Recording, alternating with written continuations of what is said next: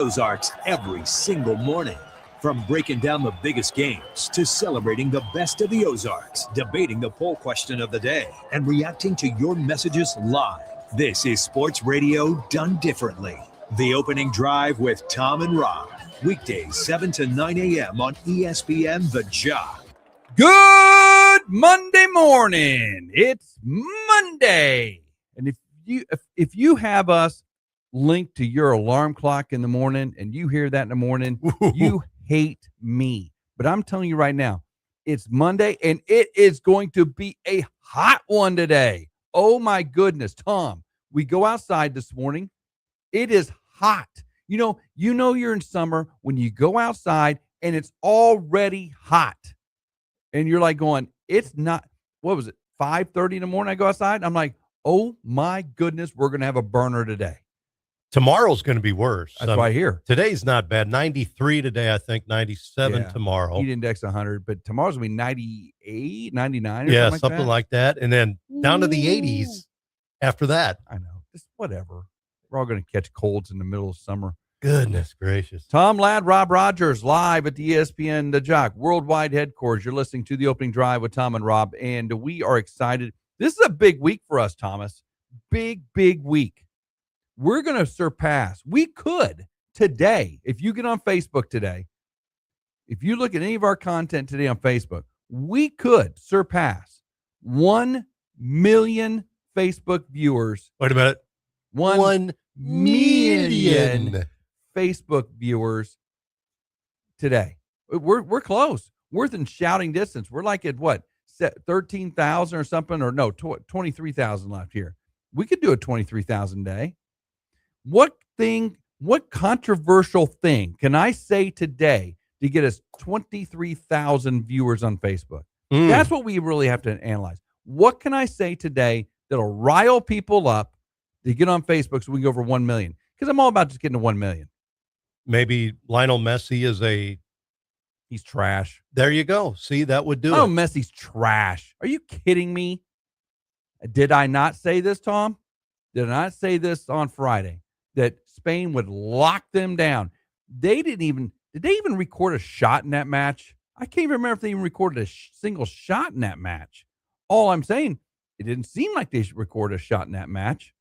Unbelievable. They locked them down. Gave up 1 goal in the entire World Cup. 1 goal in the entire World Cup. Oh, yeah. Argentina's stats, by the way, I'm going to do a quick side-by-side. Spain had 12 shots on goal. 12 shots on goal. Which means the Argentine goalkeeper saved a record 11. And I mean, he was all over. He was. He was amazing. Yes. By the way, he's the MVP of that team because you know how many shots on goal Argentina had in the entire match? 0. You have the greatest player on the planet on your team, and you had 0 shots. Not 1, not 2, off target. 0 shots. Big chances missed, 0. You know why? Because you didn't have a shot. Big chances created, 0. You know why? No shots. How about this?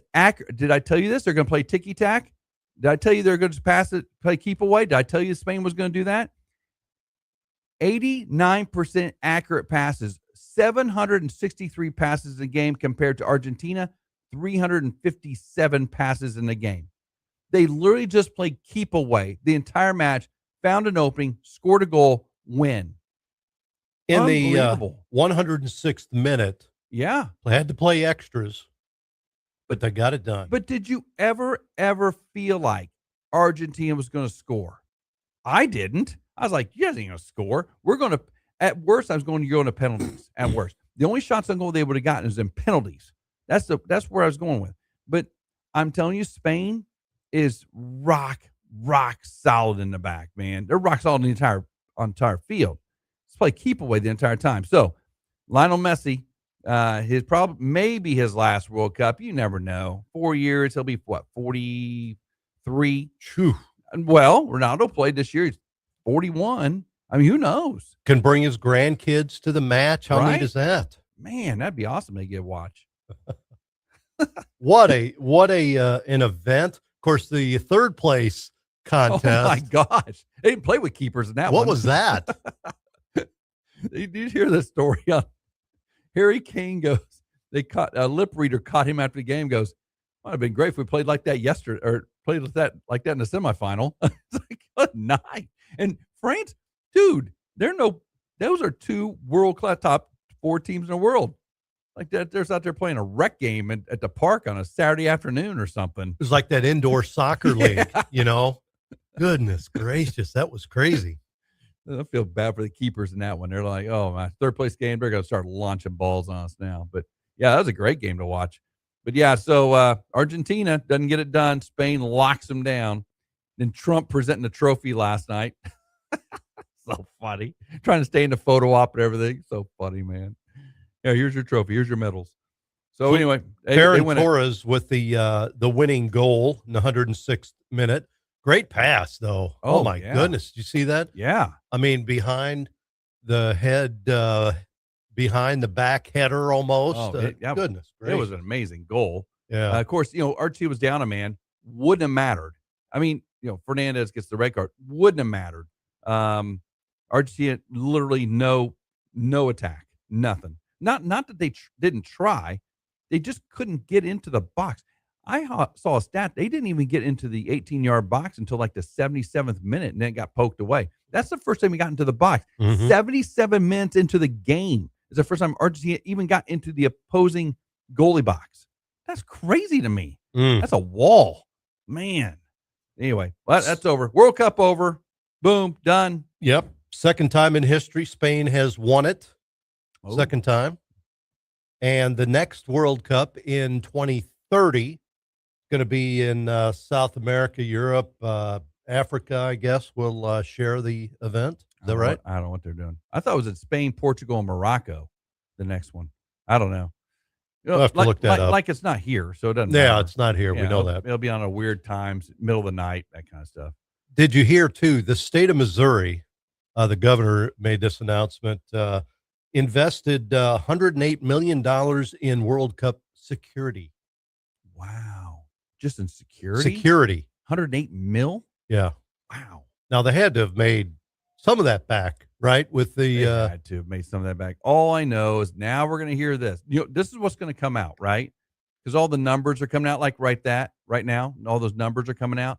Now we're going to hear about, oh my gosh, we spent so much money on this, that, and the other. We got people can't eat. We got people don't have places to sleep and blah, blah, blah, blah, blah. That's all we're going to hear. We spent all this money on security. It costs money for this stuff, I mean, I think it's a huge economic boon to this country. Or in every city, I think, had a huge economic boom. And that's just part of it, part of doing it. And I love these so-called fiscals out there that all of a sudden will come in and start saying we wasted all this money on this, that, and the other, blah, blah, blah. Well, write your own checks. I love people. You know what? This will give us a couple thousand views. You know what I love? I love when people tell me to help someone else when they got a checkbook of their own. I love that. That's one of my greatest things. Hey, we need to clean up this mess. Well, it can start with you getting out there and getting your hands dirty. That's where it starts. If you said it out of your mouth, you probably need to be one doing it. As far as I'm concerned, I don't like people lecturing me on what I should and shouldn't do. It's just so annoying. But anyway, I'm not even mad or anything. Just, I don't like that. 108 million on security. What are we supposed to do? Let people take pot shots at the English national team in Kansas City? I mean, serious. These people are crazy. There's a lot of crazies out there. I don't know if anybody was complaining or not. I'm sure somebody would. Oh, they will. Yeah. It's coming. You watch this. All the final numbers. Why didn't FIFA pay for that? FIFA go. It's coming. All these people are going to start coming out of the woodwork saying, oh, we spent all this money on the World Cup with all this stuff, and we could put that to use to feed kids that aren't able to go to school. And I'm like, they eat and they go to school. That's what we have these programs for. We already have those programs. It's just dumb. Well, I'll tell you, it was a great event. They were worried about the smoke, I guess, from those wildfires. Yeah. I don't think it affected anything. I didn't hear anything. I didn't hear any complaints on that. Nope. All I know is when they fired off those fireworks at the end off the top of the stadium, that created smoke. Yeah. A lot of smoke, man. Just probably not needed any additional smoke in That blew right into downtown Manhattan, didn't it? Man, I tell you what, a good event. The World Cup. I was thinking this morning, Thomas coming in, I was going, the World Cup kind of carried us through the summer. I mean, think about it. If I had to talk about the Kansas City stinking Royals every day for the last month, how bad a show would this have been? How bad a sports deal is that? I mean, that's bad. But you know what? The World Cup distracted us from the inadequacies of our local baseball team. That's great. Now we can get back to the business of bashing on the Royals. Although they did win the series. But hey, as always, let's set up our show today. We got a lot of stuff going on. We got our Bear Tracker today. It's day number 47. And remember, the original Bear Tracker, because we know the copycats that will also come up with something. But we had the original Bear Tracker. Yep. 50 days was Friday. 50 is Friday. Today's day 47. Yep. It's trademarked. 47. Today is Bear Tracker. We got Patrick Ransdell on today, the athletic director. From Dallas. From Dallas. Oh, he's joining us from Dallas. Okay. He is in Dallas at the Conference USA media event. How about that? Got him on the show talking about Bears football. 47 days until kickoff at Kyle Field when we take our opener against the Texas A&M Aggies. That's going to be fun. So we got that going. Today, the Bear Tracker, 8 o'clock, Patrick Ransdell. We got Monday Morning Mayhem. This is a Mayhem Monday. There is a lot of mayhem over the weekend. You probably got it all on your yellow notepad over there. Probably a lot of that. I do. Absolutely. A lot of baseball. Got a little Conference USA here. Got the Open. Golf, NASCAR. Got some Major League Baseball injuries to a couple of the highest paid players in the game. Now, are they just taking time off? Or are they really injured? Extended All-Star break? I don't know. Yeah. Maybe. Is this an NBA thing just to get them ready for the playoffs? Take a little time, middle of the season. We'll say a rib injury. Yeah, we haven't used that for a while. Let's use a rib injury. Strained rib. Yes. That's a classic. All right, so we got that going today. But as always, our show is sponsored by Play It Again Sports. Hey, Play It Again Sports, located in Fremont Shopping Center, opening up in about 46 minutes or so. You're going to want to get down there and get all your gear for the week. Golf clubs and such. It's going to be a hot one, but, you golfers out here in Southwest Missouri, you don't care how hot it is. You'll still get up there and shank them in the woods with the rest of them. So get out there, Play It Again Sports. They got the clubs, the balls, everything you need, the grips, everything you need at Play It Again Sports, plus their baseball and softball collection. Now, their fall stuff is coming. I heard that ad on the weekend. Mm-hmm. Fall stuff is being stocked now. So if you need fall items, they've got all that at Play It Again Sports. What's in the fall? Well, you got football. Now, you got high school football. You got Mighty Might football. That's big around here, isn't it? Yes. So youth football. You've got soccer, of course. Of course, a lot of that stuff, they do that during the summer, too. Yesterday, as a matter of fact, I did the interviews. I do 3 times a year for the Preview magazine. So we did all the high school football players yesterday, cover, and the Magnificent 11s yesterday. Oh, nice. At Logan Rodgersville High School. So we'll be giving some more information on that here in a little bit.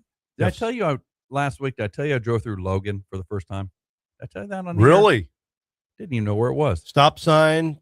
It's like an intersection. They have an intersection? Yeah, it's like an old general store on the corner. That's Logan. I didn't even know that. I mean, I knew there was a Logan, but I'd never been to Logan before. And I've lived down here for 30-some-odd years. Never been to Logan. And I was at Logan and left Logan just like that. Just right down the street from the elementary school. A really nice elementary school there in Logan.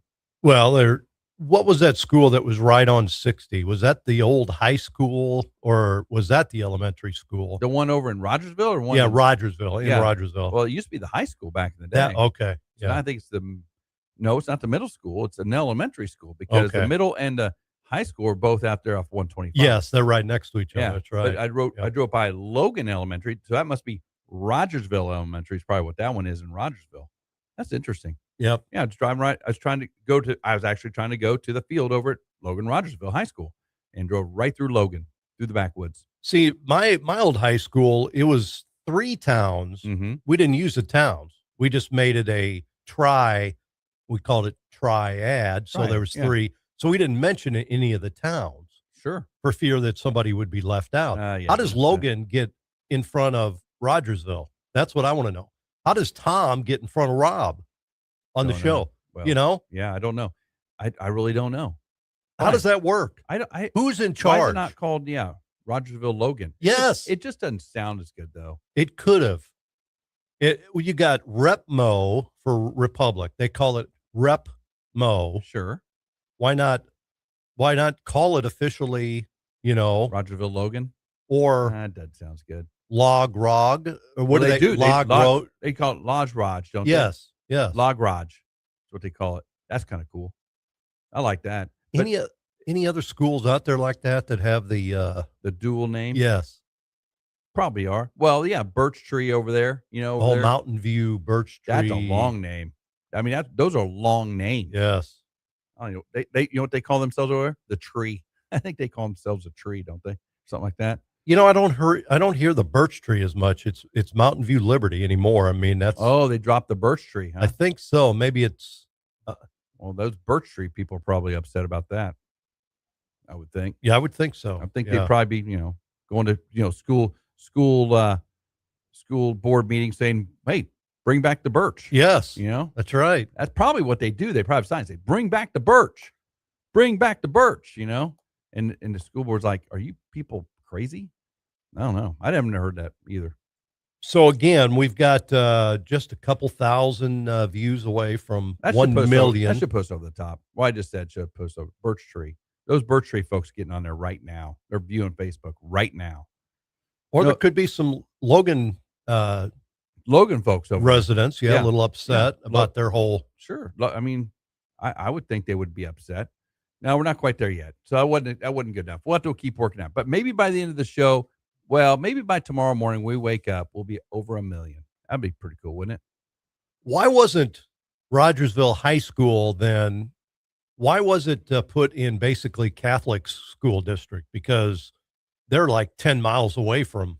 That and Willard are the weirdest school districts, right? They come right up on Springfield, right? Right. Well, Catholic doesn't have a school district. Glendale. No, I know. Glendale. Yeah, I know what you're saying. Come right up on the border, because Willard's right there. That's like West Bypass out. That's all Willard School District out there in Springfield. Mm-hmm. That's crazy. I mean, right up on there. Oh, my daughter and son-in-law live up there by that Willard element. They're in Springfield, but they're not in Springfield. So, they'd have to send their kids all the way up to Willard to go to high school. That's a long way.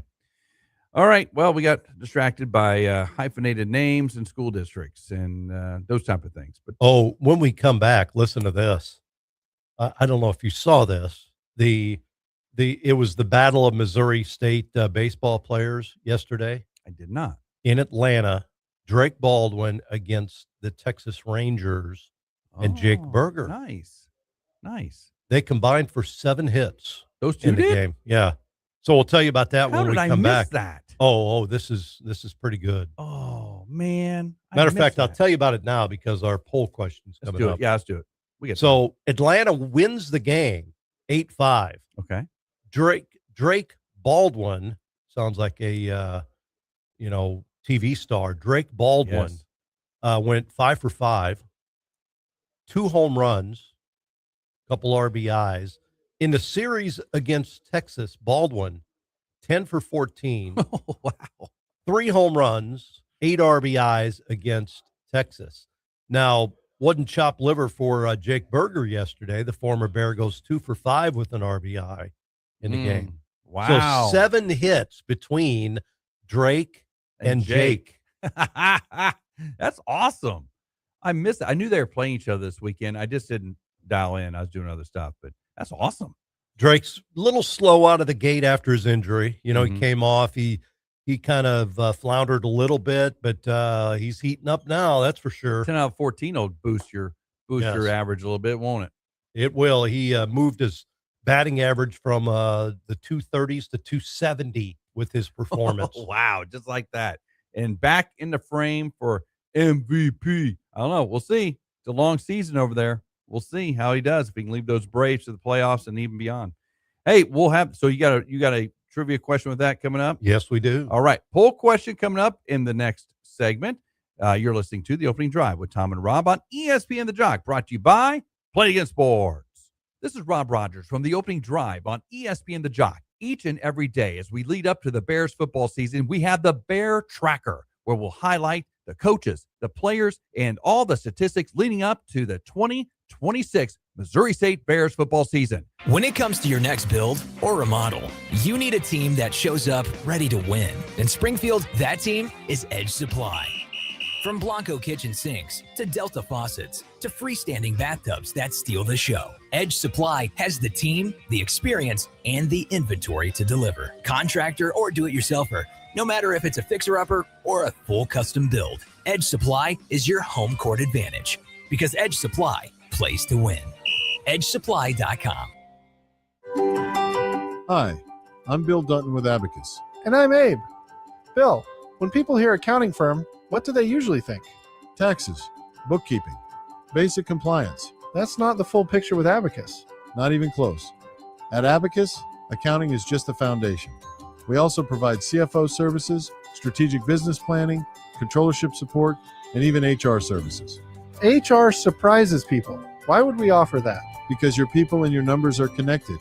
Hiring strategy, compliance, payroll structure, it all impacts profitability and growth. So instead of juggling multiple advisors, our clients get one coordinated team that understands their entire business. And that guidance helps our clients make smarter decisions. Schedule a time to meet with an Abacus professional today. Visit us at abacuspro.com or call 417-823-7171 to learn more.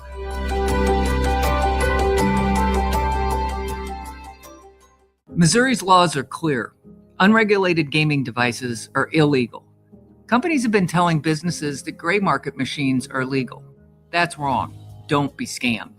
If you have these devices at your business, you could be subject to criminal and civil penalties.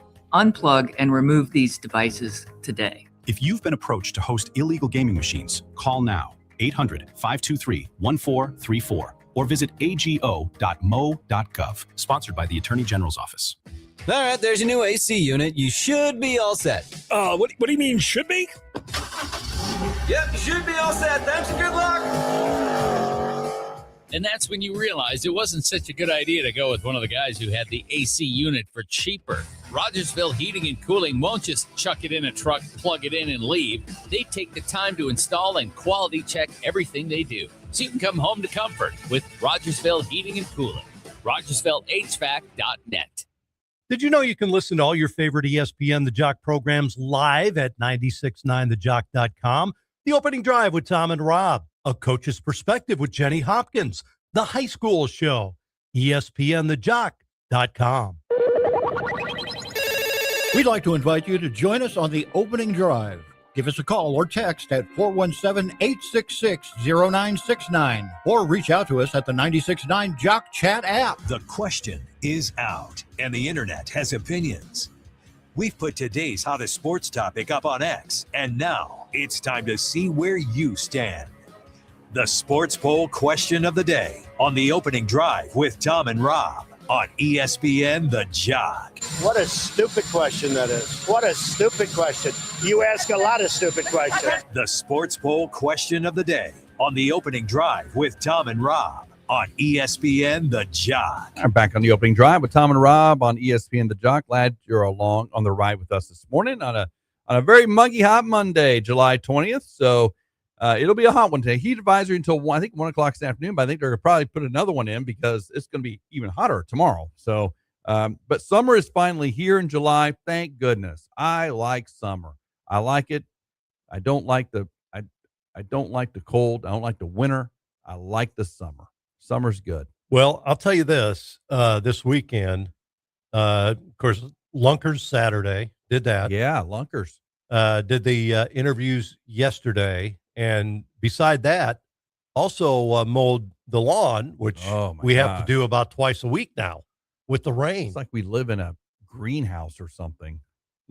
I got a couple patches at my house that feel like freaking like Hammond's Field or Route 66 grass. I mean, 66 over there. Yeah. That like it is watered every day. My wife walked on it and she's like, feels like AstroTurf here. It's great. Yeah. It was really soft and everything, but man, it grows. Oh my gosh. Does it grow? So I was over to Evangel this weekend. We're playing over there against that Rawlings club over there. And we're playing. And on Saturday, we had this little storm, this little shower go through, heavy shower, heavy. So we're like, when we see it coming across, looking over division, it's getting dark, not darker, but you can see rain coming. I'm like, here it comes. Came down heavy drops. It rained for literally 5 minutes hard, then left. And you talk about hot and muggy on that turf. Oh my gosh. It took it to another level. I was like going, oh my gosh, it's so hot. But, oh man, so it's great. So by the way, a little bit of news, real quick, a little bit of Evangel baseball news. They're turfing their entire field. They're taking the outfield out this week. It's gonna be all turf. Wow. They got a donor over there at Evangel, and they're going to tear off that outfield, the grass outfield, and they're going to put turf all the way around, redo their fencing out there. They got that wood fence. They're going to redo a whole fence. I think you're putting a video board or something up on the scoreboard or redoing that in some way. So Coach Jones would tell me that on Saturday. So good job, Evangel. It's a great place to play. Good hitters back around now. I mean, that's going to be really nice. Now, right next door is softball. Same thing for softball? No, that was a donor for the baseball program. So, hey, if you guys want to give some money to Coach Halbrook, let's get some money going over to the softball field. Get that taken care of. Absolutely. Right? That'd be great. But it takes the financial pressure off that side. Maybe we find some dollars on the other side to throw for Coach Halbrook. Get that going. Well, since we'll keep it before we get our poll here. So now another facility in town, another top-notch facility for teams to play tournaments on. I mean, think about it. All turf out at Cooper. And, the baseball fields out there. You got Metters, brand new with turf. Randy out at Ozark Mountain Sports Complex, turf. All the high schools, pretty much. All the high schools around have turf now. Not a full turf. Some of them are just infield, but. And we were at Logan Rogersville the other day, played last week. And, this one was turf infield at Evangel, which was great. What a great improvement there, just to have turf infield. But now they're going to put the full turf in. Wow. It's amazing what's happened to this town. Good stuff, man. Yeah. Love it. All right. Poll question of the day. How can you find our poll question of the day, Rob Rodgers? Well, this is how I find it, Tom. I simply do this. It's very simple. I type the letter X, and there it is. X.com comes up. That's how I do it. Are you a one-finger typer? I just did it with my middle finger on my left hand, typed in the X. I didn't hunt and peck it. Okay. Oh, and what comes up immediately is a picture of what's the Spanish kid, the young kid, Yamo, the baby or whatever, giving Messi a bath in a bathtub when he was a little baby. Yeah, but he's giving Messi a bath now. So that's kind of that's kind of funny. It's my turn to take care of you, basically, is what this just said. I'm like, wow. Just wow. Okay. Anyway, I digress. All right. So if you go to X or Twitter, either one will get you to where you need to go to see our poll question of the day. And then from there, you just type in 96.9 The Jock. That's our handle on Twitter. So we do this every day. You can go and check it out. Today's question: who joins Ryan Howard, Bill Miller, and Scott Bales on the Missouri State Mount Rushmore of professional baseball players? Who joins it? Is it? No, you can only have 4, Rob. So I've got Ryan Howard. I've seen these online, these Mount Rushmores and stuff. Yeah. Ryan Howard, he's definitely there. Bill Miller's definitely there. Scott Bales, long career, he's there. Is it Jake Berger? Is it Pierce Johnson? He's putting together pretty good little baseball career, pro career. Drake Baldwin or Sean Markham? Sean Markham's awesome.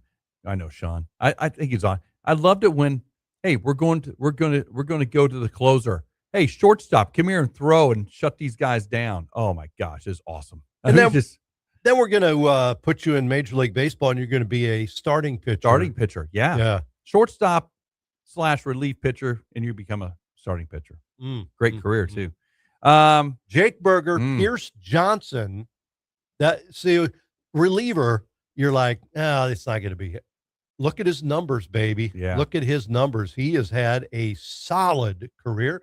Yeah. Drake Baldwin, kind of at the beginning of a what could be a really good career. And then Markham's done, but you can kind of look back, he's, probably 40 wins, something like that. He had an okay career. Yeah, he did. I mean, you could look at Markham and Bales, although Bales made a comeback because he was left-handed. Sure. And had a pulse, and he was left-handed. Came back. So you kind of look at those two and maybe put Markham on there instead of Bales. You could make that case. Sure. But I tell you what, that's a good question, Tom. That's a really good question, Tom, because you can make a case for each of those four.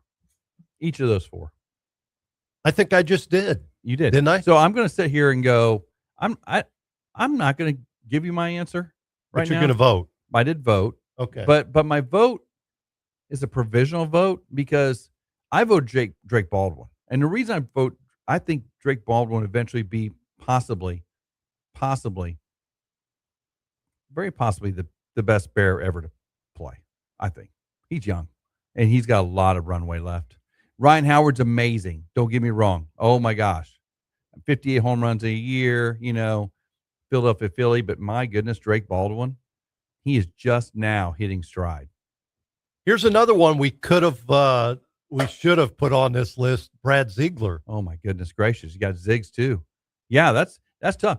The Missouri State Mount Rushmore would be two-sided. You have 4 on this side of pitchers and 4 on this side of hitters. You could do that, like a dual one, because you could make case. Literally every single one of those players could be on there. That's crazy if you think about it. Then you had the late Mark Bailey. Wow. Yeah. Yeah. You could have a pitcher's wing and a hitter's wing. Do that pretty easily. What about Brad Sapicki? That dude could play. Matt Sapicki. Sorry, Matt Sapicki. I was thinking Brad Ziegler. Matt Sapicki. Yeah, Sapicki. He was really good. More of a college guy. Pro. Oh, you talking pro? Yeah, I'm talking MLB. Okay, never mind. MLB, Yeah. Okay. I was thinking like greatest Bears of all time, like playing for the Bears.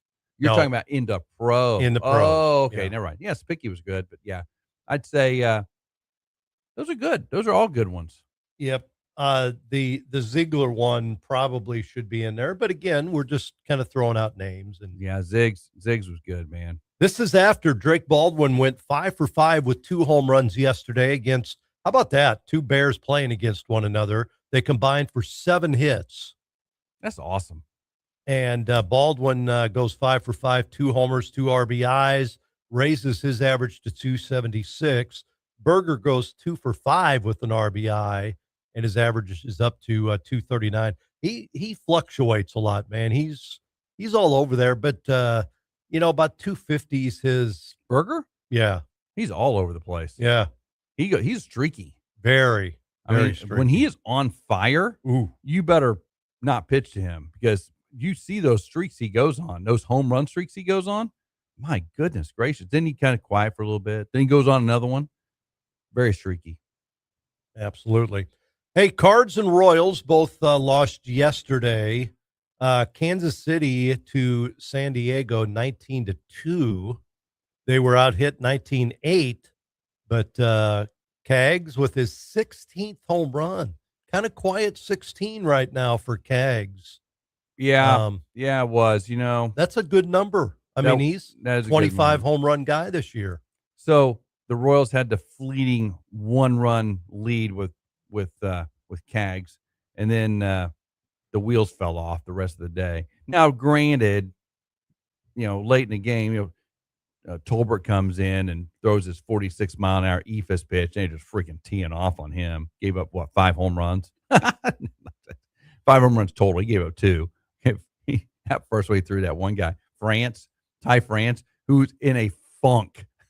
Here, hit this 48-mile-an-hour eephus over the left field wall. Slow pitch softball. It was. That was basically what it was. 19-2, Padres. Royals do win the series. And they did get the 40 wins before 60 losses, by the way, this weekend. Now they're 40-60. But anyway, they did get to 40 before 60. They did win the series against the Padres. That hurts the Padres, 49-50 on the season. They're trying desperately to make up ground, but the Royals won the first 2 games of that series.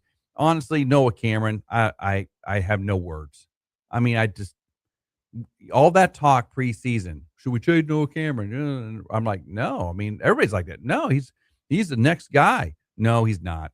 He's not the next guy. He's 7 runs, 7 earned, 2 walks, a home run, 9 hits. All those hits were significant. Then you got Matt Strahm. Matt Strahm needs to find his way on another team too. Ursig had a tough one too, gave up a home run. Literally everybody should be on sale for the Royals. Everybody. The problem is nobody's going to give us anything for them, but maybe we can convince them. But and then the lineup yesterday was the most idiotic lineup in history. Why is Michael Massey not playing against a right-hander? I thought we did this lefty-righty matchup stuff all the time, and Michael Massey's not playing yesterday. Not that I'm thinking Michael Massey's going to give me 5 hits and 5 RBIs, but isn't that what we do? We lefty-righty matchups. He's not in the lineup. They got Nick Lofton at second base instead. Massey's a better second baseman. It's just really idiotic. I mean, I don't even know. That lineup yesterday, did you see it? Jensen, Lofton, Kaggs, Thomas Collins batting 5th, who normally bats 9th. Yeah. Batting 5th. Perez behind Collins. I get it. Perez is struggling this year, but behind Collins? I don't even get that. Then Rojas, who actually went 2 for 4. And then Tolbert, who since he had his 12 for 12, I don't think he's got a hit. And then Malley back down at catcher, which I didn't know he was still on the team. So it's just no Bobby Witt, back spasms or something, tight back or whatever. And no Vinny yesterday. I don't know what that was all about. But the lineups stunk, but that's what it is. But Noah Cameron, man, you've got to do something against a team that was really struggling offensively coming into this game. That's the opportunity for a sweep that was right in front of you. Not only do you not sweep, you get smoked out of the building 19-2. How many of these big games like this are we going to lose? And somebody goes, we should be losing by these amounts. That's the second one. There have been some high scores. Dude, there's been very high scores. Blowout. Yes. There's some good news I want to tell you about for the Royals. You ready? Yeah. You sure? Yeah. If you got good news, I'll hear it. All right. It was yesterday in High A, Quad Cities, River Bandits crushed the Wisconsin Timber Rattlers 11-0 behind a combined no-hitter led by Royals top prospect Kendry Churio. Yeah, he doesn't need to be in High A anymore, by the way. See, that's another thing. Why is he not in Northwest Arkansas? It just move him up, for gosh sakes. He's ready. He retired the first 13 batters he faced before giving way to Emmanuel Reyes, who tossed 4 perfect innings. Reyes is pretty decent, too. Churio, MLB Pipeline's number 9 overall pitching prospect, boasts a 2.11 ERA over 72 innings this season since his promotion, drawing praise from fans and analysts alike for his ace potential. Why is he not in Northwest Arkansas? I just don't understand that at all. I once again just don't know what we're doing. A no-hitter for the Royals. Unbelievable. Well, all right, let's move on to the Cardinals. Cardinals started off the game 7-0. They were ahead of Arizona yesterday. I did see that score. The funny thing is, of all the things I saw yesterday, I saw the Cardinals on some scroll were smoking them. Didn't end up that way. No, it did not. One of the biggest come-from-behind wins in Arizona history. 10 innings, they knock off the Cardinals 8-7. Palante threw 5 1/3, gave up 5 hits, 3 runs in the game, but 4 relievers after that. And none of them had a real bad outing, but it was 1 or 2 runs apiece, in an inning, which were costly for St. Louis. And Nolan Arenado with a home run. He is 1 hit away from 2,000 in his career. Wow, that's pretty impressive. Arenado's 13th in the 8th inning. Yeah, they were just kind of cruising along. I mean, I just kind of glanced. I think I don't remember what it was. I saw they were up like 7-0. Yeah, they must score all those runs. I thought they won. So I saw the final last night.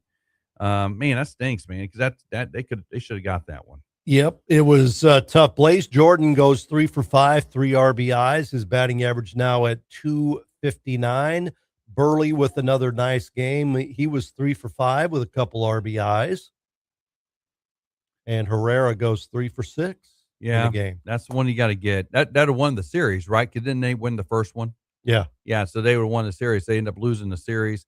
They've lost 2 in a row, and looky there. Milwaukee's won 3 in a row. Chicago's won 2 in a row. You lose ground, now 10.5 out, and look who's right there on your doorstep, the Pittsburgh Pirates, right there effectively tied with you in the 3-hole in the National League Central. And Arizona, they're the ones making the hay right now in the National League West. They are 11.5 games out from Los Angeles, but they've won a couple in a row, so they're trying to fight for a playoff spot. That's a bummer, man. They should have got that one yesterday.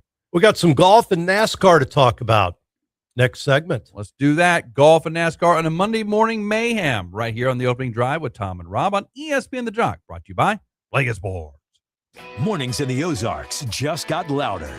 Sports debates, hot takes, local legends, and your voice in the mix. It's the opening drive with Tom and Rob. Weekdays 7 to 9 a.m. on ESPN The Jock. What I love the most about Zimmer Communications is that I'm always busy learning. We all want to see each other succeed. I think that's a huge part of working here and huge benefit of working here. There are a lot of jobs in the marketing field, and this is really a place where you can start your career. So many helpful people around you to help you be successful was really awesome for me. Something that I never thought that I would do before. If you're thinking about starting a new career, I really suggest looking at Zimmer Communications. Sales positions are open now. Apply today at ZimmerCommunications.com. Rev up your energy and fuel your body with the protein punch you've been craving. When it comes to nutrition, Highland Dairy has a wide range of locally made products. Discover tasty ways to a stronger, healthier you with Highland's range of yogurts, smoothies, flavored milk, and cottage cheese. For parents with picky eaters and trendsetters looking to jump on the revival of cottage cheese, Highland has what you need to hit your protein goals. Highland, locally made, naturally delicious. Your home is where life happens. It's where kids play, pets roam, and memories are made. Since 1978, Robinson Fence Company has taken pride in building fences the right way. Every fence we build reflects our commitment to doing honest work for our neighbors. With over 4,000 fences installed, our experience speaks for itself. Rooted right here in Springfield and our office in Dallas, Texas, we're proud to be a hometown company. Robinson Fence Company. Family owned, locally trusted. Professional fencing by professional people. When you start spending money on your marketing, making mistakes is not something you want to do. So Roy Williams, author of the best-selling books, The Wizard of Ads and Secret Formulas of the Wizard of Ads, presents the 10 most common mistakes in marketing. Number 8, assuming the decision maker is the only person you need to reach. For most households, decisions aren't made in a vacuum. If you want to win the decision maker, you must also win the influencers if you want to create a powerful brand. When you start to devalue the opinions and thoughts of those who influence, you'll eventually evolve into a direct response marketer with no hope of long-term branding success. And if the category of your product or service doesn't lend itself to direct response ads, your marketing efforts will suffer in the end. The 10 most common mistakes in marketing. Number 8, assuming the decision maker is the only person you need to reach. For more on the 10 most common mistakes in marketing, visit ZimmerCommunications.com. Your marketing resource in Southwest Missouri. Your takes, your teams, your town. From hot stove baseball to big deal or not a big deal. Mornings belong to the opening drive with Tom and Rob. 7 to 9 a.m. on ESPN The Jock. Don't just listen, be part of it. We'd like to invite you to join us on the opening drive. Give us a call or text at 417-866-0969 or reach out to us at the 96.9 Jock Chat app. Monday morning, it was all I hoped it would be. Monday morning mayhem. It's early, it's loud, and it might be completely wrong, but that's half the fun. Let's overthink everything from the weekend. It's Monday morning mayhem on the opening drive with Tom and Rob on ESPN The Jock. All right, Monday Morning Mayhem here on The Jock. Glad you're back along the ride with us this morning. The opening drive with Tom and Rob. Tom Ladd, Rob Rodgers, live from the ESPN The Jock worldwide headquarters in Springfield, Mo. Rain in Spain falls mainly on the plain. Spain wins the World Cup. Spain. In the plain of New Jersey. Yeah, in the New Jersey plains, in the Garden State. They took care of Argentina. Argentina, again, not even dribbling into the 18-yard box until the 77th minute of the match. No shots on goal. Argentina and Messi go home empty-handed. Well, I guess they took home a silver medal. That's all they took home. Well, they did take home about $40-some million, I think, too. So yeah, did they get one of those big Happy Gilmore checks for that, or they should have got one? Did they send it to their checking account? How does the money get delivered? Yeah, I don't know. Does it go deposit? to some? Yeah. Is there some over some other country they have to put it in the bank, a Swiss bank or something? Probably. Yeah. Well, they got a lot of money to lose yesterday, but we all talked about how the Americans didn't really have any attack or fight against Belgium, and Belgium played a lot defensively, a lot like Spain did yesterday. They just didn't let them get there. Didn't let them move forward. And yesterday, Spain literally just said, "You're not going to score." The only hope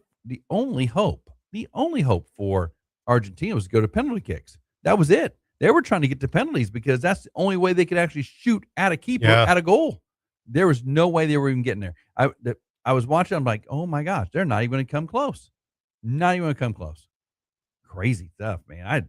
I knew they'd lock them down, but I didn't know they'd lock them down. I thought, surely you're going to get a corner. Surely you're going to get a shot on goal in that match. Nope.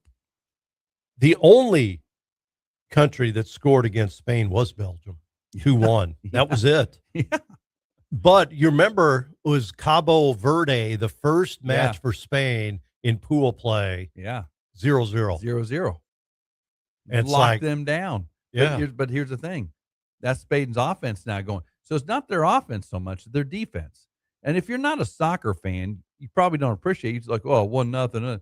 That was the equivalent of like 28-0 in football. You weren't going to score. The game, if once they got the one goal, like a lot of times in soccer is you get two, you need that second goal, right? In this one, if Spain scored, you're not scoring. There's just no way. Wow. This is amazing, man. No shots on goal for Argentina. 0. That's what they say. You can't win if you don't shoot. You can't, if you don't shoot, you can't score. That whole diatribe. Yeah. They weren't going to win until they got to penalties. If they got to penalties, they had a chance. That's the only chance. Wasn't that way in the third place match, though? No, that thing was that's backyard, that's street soccer there. Yeah. Everybody scores. You score. Pass it to me. I'm going to score. That was actually back and forth, a very, very thrilling. If you're you were American, about to say that was fun. It was, but that was fun. Back and forth. You're looking at this like two carefree teams going, we're not playing defense. We're just going to try to score a bunch of goals. Yeah. Very few lockdowns on that one. No hard challenges. We're ticky-tacking around. We're going to score some goals. The anti-title game. Yeah, it was. Yeah. Because we're not going to play deal. Let's just fast break and, get it up and down the field. Yeah, they're playing for prize money is all they're doing there. Yeah. Because those two countries, first of all, don't like each other, Spain or France and England. Fought many wars against each other. But in that one, they're like, hey, guys, let's just have some fun and go. And that's what they did. In the third place game, remember, I don't like third place games. That was kind of a useless game, honestly. I mean, if you think about it, they're only playing for prize money in that one. I just don't like third place games because then the fourth place team, you're telling me if France has got fourth place or the fourth best team in this world? No, they're probably one of the top. It's them and Spain are the two top ones. Yeah, I don't know. That's just me, though. So we got some NASCAR news today. Yeah. So Joey Logano wins, but he wins at North Wilkesboro. But this is the thing about North Wilkesboro. If you guys don't know where that is, it's a 0.625 mile track built in 1947. It sat dormant for a quarter of a century following its last points race on, get this, September 29, 1996 was the last time they ran a race there for points. Now, in the past couple 30 of years ago. Yeah, 30 years ago. So in the past couple of few years, they've refurbished that track, clearing the weeds out, the trees growing in the middle of the track. It literally went dormant. And then they hosted the All-Star race back in 2023 there. It was the first event they had there. And now back to a full-time NASCAR stop, which is great. A lot of the racers out there, because it's one of those short tracks, a lot of the racers out there, they wanted this track back, North Wilkesboro. It held a special place in a lot of these NASCAR drivers' careers, and they wanted it back, and Speedway Motorsports did that. And basically, you got weeds and trees growing up and thing, overrun. They redo the press box, the stands, everything. They basically rebuilt the track. They had the foundation, they rebuilt it, and Joey Logano wins the first cup race there in 30 years this past weekend. That's crazy. Well, we'll have the lots of things to look at. The points chase will continue, and we'll talk about that. And of course, Craig Stagner will be on with us on Wednesday. Full Throttle Wednesday, 8:20. You'll want to join us for that, because he will definitely have something to say about this NASCAR race this past weekend. What do we have coming up as far as races that will be interesting? Well, Kansas Motor Speedway, that's always good. Is that coming up? I think it's in October, though. It's a little later. I know. Well, it's in the chase, right? It's in the playoffs, or whatever they call it now. That's a good one. I don't know if there's any big ones coming up. Have you been to that track? Yeah, it's great. Yeah. I've been to races there. It's awesome. What about the Kansas City, Illinois one, just on the other side of St. Louis one? Yeah. I've never been to Gateway. I heard it's nice. They lost their races a few years ago. Now they got them back. So that's good. That's a good place to watch. They race a lot of stuff there too, just different types of races over there. But if I look at NASCAR, here's the schedule coming up. NASCAR schedule. There's so many. This is kind of what you call the dog days of summer.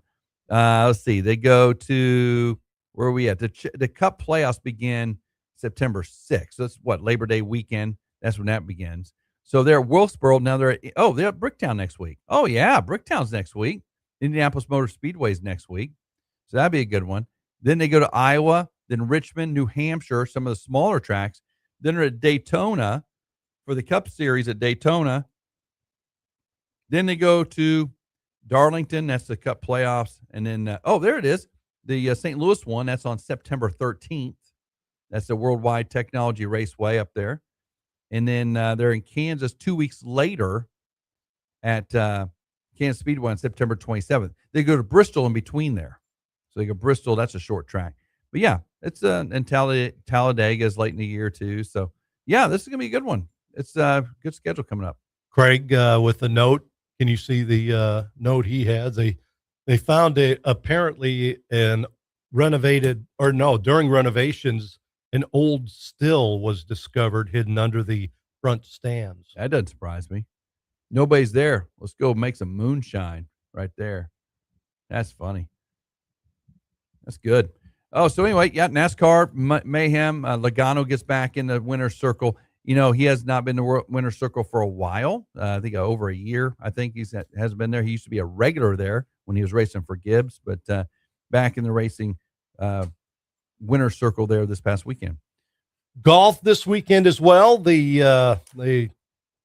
had a big match. The Open is what it's called, and man, oh man, they paid out some money for this one. Ryan Fox wins $3.2 million. Shot 10 under to win the title. Cameron Young was second at 9 under, and Sam Burns, so a couple Americans coming in second and third in the Open.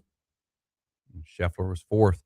If you look at that, you said earlier, Scheffler not going to get a major this year, right? That's right. Yep. They have those new betting sites, the poly market sites where you bet on that type of stuff, and I would say probably the money was he'd get one major this year, but going to come home empty-handed on majors anyway.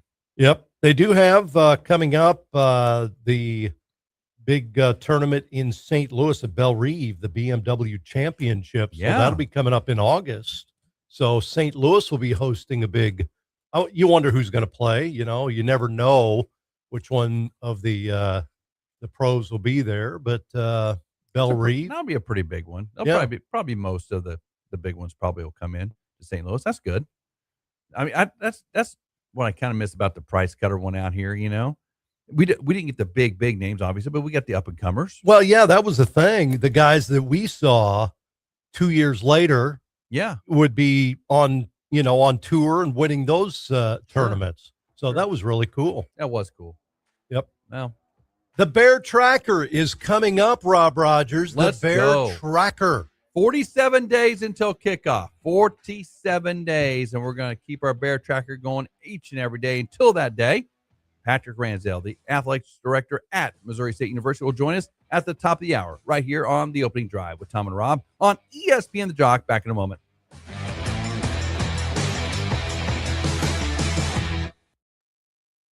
Springfield weather on the Jock. Happy Monday. Plan for a hot and sticky start to the work week. Temperatures in the middle 90s today, with heat index values in the low 100s. The heat advisory is in effect from this afternoon through Tuesday evening. A warm night tonight in the upper 70s. We'll find another hot and sunny day Tuesday. Upper 90s. Heat index values in the lower 100s tomorrow. For Ozark State, I'm meteorologist Tom Schmidt. Did that last hailstorm sideline your ride? Don't let hail win. Put Frontline Auto Hail on your team. They're the only shop where you pay zero deductible, and they'll handle your insurance claim from start to finish with all insurance carriers. Worried about your rates? Hail claims typically don't increase your insurance premium. While other shops keep you on the bench, Frontline gets repairs started immediately, helping you get back on the road faster. Schedule your free inspection today at frontlineautohail.com. That's frontlineautohail.com. Summer road trip season is here, and before you load up the family and hit the highway, stop by CNC Automotive. Right now, get a free oil and filter change with any brake job. It's a great way to make sure your vehicle is ready for all those summer miles ahead. And the summer heat, too. Take advantage of CNC Automotive's summer special and save 25% on a complete AC system check and service. That's a free oil and filter change with your brake job, plus 25% off AC service. Call CNC Automotive today and get summer ready. Culinary history with Retro Metro. For centuries, lobster was a delicacy reserved for those living close to the coast. Today, you don't need an ocean view to enjoy it, just a table at Retro Metro. Introducing Bergen Ravioli. Fresh ravioli stuffed with lobster and cognac, served in a Thermidor blue cheese and spinach sauce that's creamy and rich and unforgettable. Discover the all-new dinner menu at Retro Metro. I'm Chef Tiny, inviting you to Retro Metro for some giant flavors. Your table is waiting. Missouri's laws are clear. Unregulated gaming devices are illegal. Companies have been telling businesses that gray market machines are legal. That's wrong. Don't be scammed. If you have these devices at your business, you could be subject to criminal and civil penalties. Unplug and remove these devices today. If you've been approached to host illegal gaming machines, call now 800-523-1434 or visit ago.mo.gov. Sponsored by the Attorney General's Office. The best Mo State Bears coverage on KBFL Springfield, K245CA Springfield. This Sports Center update is brought to you by CNC Truck and Auto, located at 641 Michigan Drive in Ozark. Springfield weather on the Jock. Happy Monday. Plan for a hot and sticky start to the work week. Temperatures in the middle 90s today, with heat index values in the low 100s. The heat advisory is in effect from this afternoon through Tuesday evening. A warm night tonight in the upper 70s. We'll find another hot and sunny day Tuesday. Upper 90s. Heat index values in the lower 100s tomorrow. For Ozark State, I'm meteorologist Tom Schmidt. Not your average sports show. Louder opinions, better stories, and zero boring mornings. The Opening Drive with Tom and Rob. Weekdays 7 to 9 a.m. on ESPN The Jock. Make a difference with QPS. A backpack filled, a classroom prepared, a student ready to learn. Through their support of Clear the List, QPS Missouri is helping local teachers and families get the supplies they need for a successful school year. It's all part of the QPS effect, creating positive change right here at home while helping advance the future of medicine through clinical research. Learn more about upcoming QPS clinical research opportunities at 417studies.com or call 417-831-2048. Join the QPS effect today and make a difference in ways you never thought possible. Did you know you can listen to all your favorite ESPN The Jock programs live at 969thejock.com? The Opening Drive with Tom and Rob, A Coach's Perspective with Jenny Hopkins, The High School Show, ESPNthejock.com. We'd like to invite you to join us on the Opening Drive. Give us a call or text at 417-866-0969 or reach out to us at the 96.9 Jock Chat app. Opening Drive. It's Opening Drive. Opening Drive. It's the Opening Drive. It's smart, it's local, and it's a whole lot of fun. Real opinions, real laughs, and real connection to the Ozarks every single morning. From breaking down the biggest games to celebrating the best of the Ozarks, debating the poll question of the day, and reacting to your messages live. This is sports radio done differently. The Opening Drive with Tom and Rob. Weekdays 7 to 9 a.m. on ESPN The Jock. All right, back in the Opening Drive, hour number 2 on a Monday, July 20th. It's going to be a hot one around today. Drink lots of fluids. It's going to be a hot one tomorrow, too. So make sure you are taking care of yourself. If you're out and about, guys, you guys out there working today, listen to us on the show. Thank you for doing that. Make sure you take care of yourself today. Hey, we got our bear tracker that we started on 50 days until opening night, opening kickoff for the Bears. Let me play that for you now, shall we? Let's do that. We're getting you ready for the 26th Missouri State Bears football season with our daily Bear Tracker. Find out what Casey Woods thinks, who the new players are, and what the schedule presents. Oh, yes. I love that music. Go Bears, as we got Patrick Ransdell, the athletics director at Missouri State University, on the line with us. Patrick, how you doing today down in Dallas? I'm good. How are you? Good. It's probably hotter there than it is here, isn't it? It is very hot here, yes. Not so bad in the hotel, though. That's right. Yeah, it's not too bad. Moving from one building to another is not too bad. There you go. There you go. Well, so glad you're able to join us today. We're doing our Bear Tracker leading up to kickoff at Kyle Field, and we're excited about that, obviously. So tell us kind of what's going on down. We got our football media days and such going on down there with Conference USA. Tell us how things are going. Yeah, everything's going good. We got down here last night. I met the team here, or at least Casey and a couple players, and had some dinner last night. And we got a full day today of interviews and everything that Conference USA has planned for us. So it'll be good. I know the league has changed a little bit. Lost a couple of schools down to 10, which more in basketball, I guess, changes schedule wise, but. Football, I know they also released their bowl confidence index the other day, which is a replacement for the preseason poll, I guess, in some fashion. But tell us what you're expecting down in Dallas. What kind of meetings will you be attending? I mean, I'm not in a whole lot of stuff. I'm just going to kind of just see how everything's running. I didn't get a chance to come last year when it was in Frisco. We had a conflict. I think we had an alumni event last year in Kansas City, and so I didn't get to come down here last year. So just kind of see what the Conference USA has planned for us. And I know there's a whole lot of interview situations with ESPN Plus and Studio Show and all the local media who have traveled here, and so it should be good, and it'll be something good to get going. I saw the bowl index, I guess, predictability poll, and I guess that was better than last year when they had us, I think, dead last. So moving on up. Yeah, they've got Missouri State at 35%, which is 7th in the bowl confidence index. They've got 3 schools at 100%: Jack State, Liberty, and Western Kentucky, your old alma mater, at 100% bowl confidence, and then Kennesaw State at 85%, and Delaware at 75%.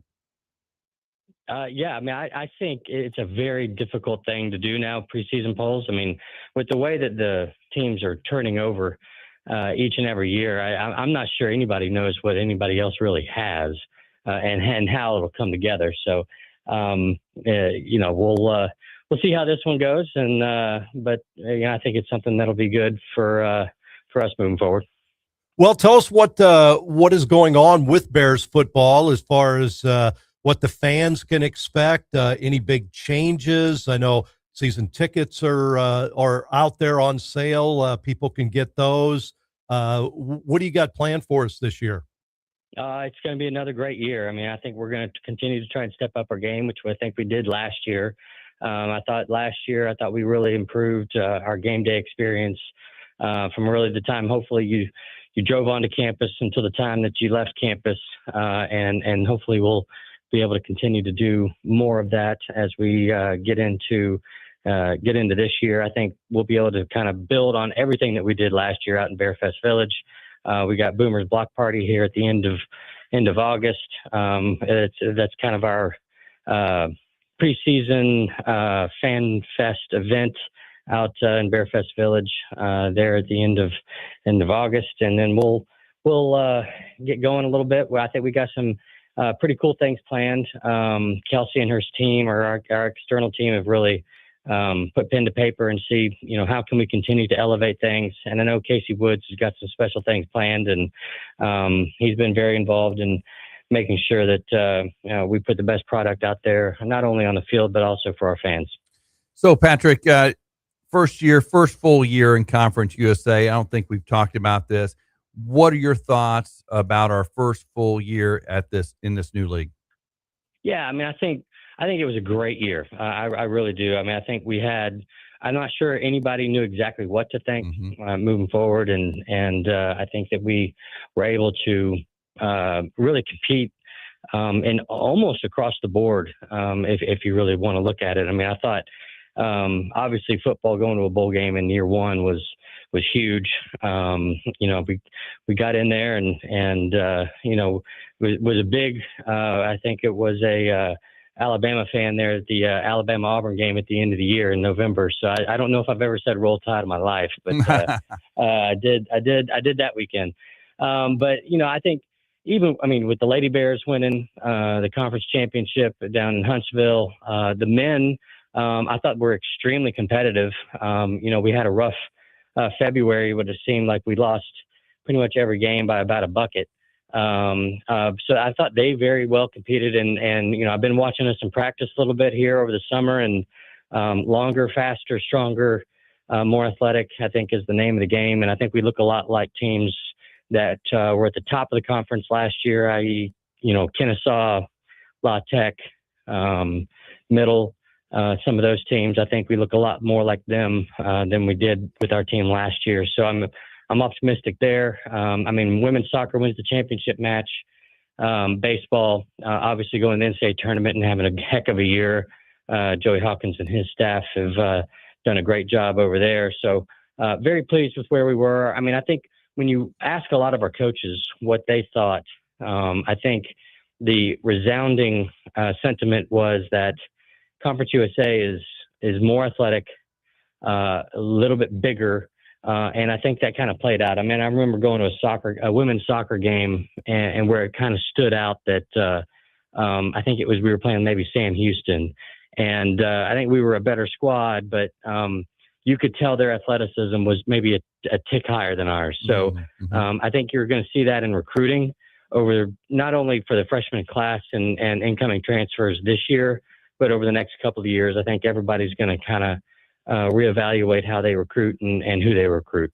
That is interesting, Patrick. We've heard that across the board from every coach we've talked to, that Conference USA, even baseball, a lot more athletes. It's just a more athletic league, which is weird because you're thinking, what would be the transition from a Missouri Valley to a Conference USA? And Tom said it. Tom said virtually every single time Lady Bears game this year, they were really, really athletic. That's kind of shocking to me a little bit. Yeah, I thought the league was going to be more athletic. I was a little bit surprised, how kind of, for lack of a better term, how obvious it was. But I do think a lot of our coaches are going to try and, you're kind of recruiting a different footprint, and in some cases a little bit more of a Southern kid. I think it'll be good for us long term, and I think I think men's basketball was also another good example of it. I mean, the teams we faced looked a lot more like an SEC team than maybe a Big Ten team, and those are just two different styles, and there's something that we're going to have to play into. And I know that our coaches are excited about the challenge.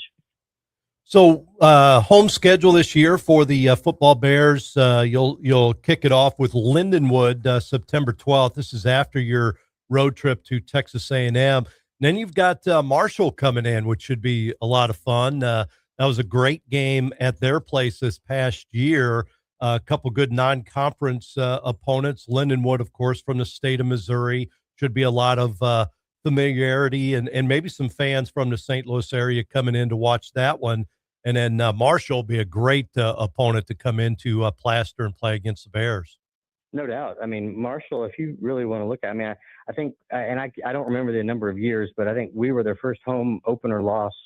And I mean, I want to say it was 10 or 20 years. So it was a long time. It's a big number. And and so, that was an unbelievable win and something that I think really propelled us to the rest of the season. And to have them be able to come out to Springfield, I think that's a really good game for us and a good matchup against the Sun Belt team that Conference USA and the Sun Belt go head to head in a lot of things. And so I think that's a good one for the conference. Obviously, Lindenwood being in state, I think is a great thing. I would love to get more FCS teams that are within a drive, so that you can at least try to get some local interest. But Casey Woods has made it known he wants to get a couple sellouts there in September, and we're going to do everything in our power to get those games full and sold out so that we can really plant our flag in this conference and for this season so that we can win a bunch of games. So, Patrick, Casey Woods has won the preseason. There's no doubt about that. This guy, we had him on Friday. He has more energy than a lot of guys half his age. Definitely a good PR guy. What are your expectations of the football team, knowing that he's got this enthusiasm, the guy's winning over fans right and left? What are your expectations of the team this year?